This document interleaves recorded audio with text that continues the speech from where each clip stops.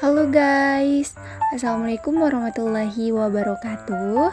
Perkenalkan, kami dari kelompok 1. Di sini kami akan menjelaskan karakteristik metalurgi serbuk. Kami dari program studi Teknik Metalurgi Universitas Teknologi Sumbawa.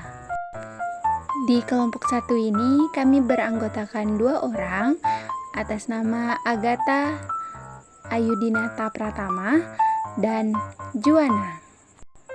Nah, apa itu metalurgi serbuk?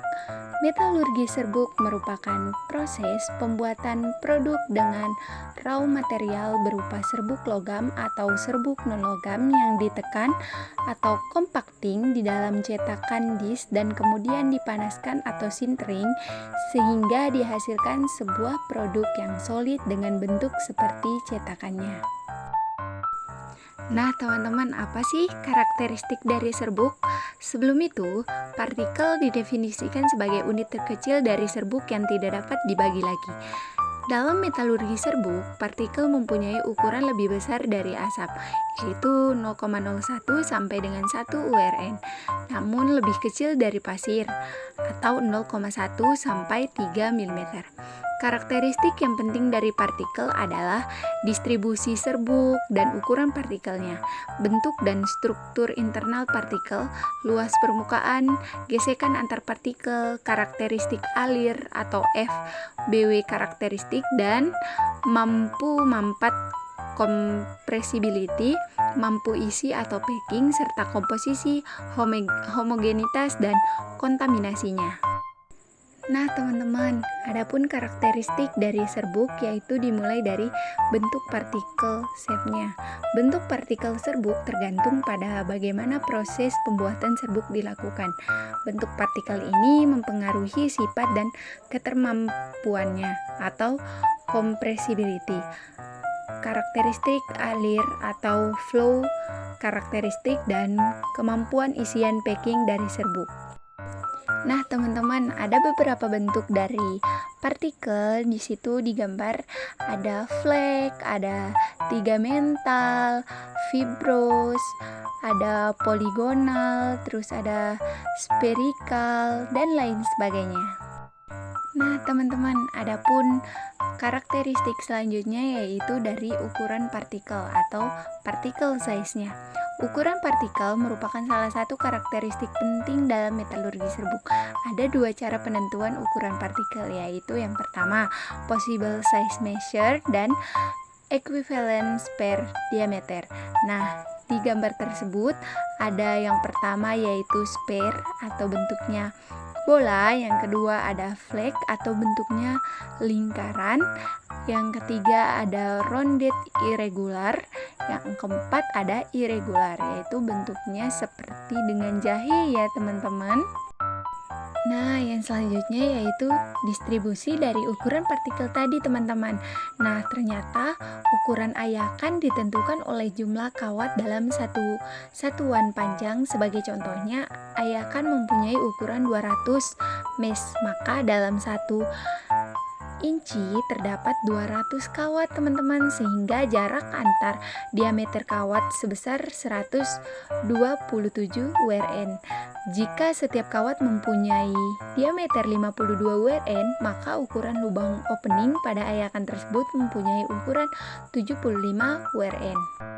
Nah, ternyata teman-teman, semakin tinggi mesh itu, maka semakin kecil lubang dalam ayakan tersebut. Artinya semakin halus partikel yang dihasilkan teman-teman. Nah, teman-teman, selanjutnya itu standar ukuran ayakan. Nah, ukuran-ukuran ayakan itu terbagi menjadi banyak teman-teman. Ada yang 18 mes, 20 mes, 25, 30, 35, 40, sampai dengan 80. Bahkan ukuran tertingginya itu ada di ukuran 500 mes loh teman-teman. Ternyata ukuran lubang yang paling tinggi yaitu ada di 1000 teman-teman. Nah, tadi kan dijelaskan semakin kecil suatu ukuran lubang, maka semakin besar mesnya. Jadi mes 500 itu memiliki ukuran 25 mes, teman-teman. Bayangkan saja 25 mes kecil apa.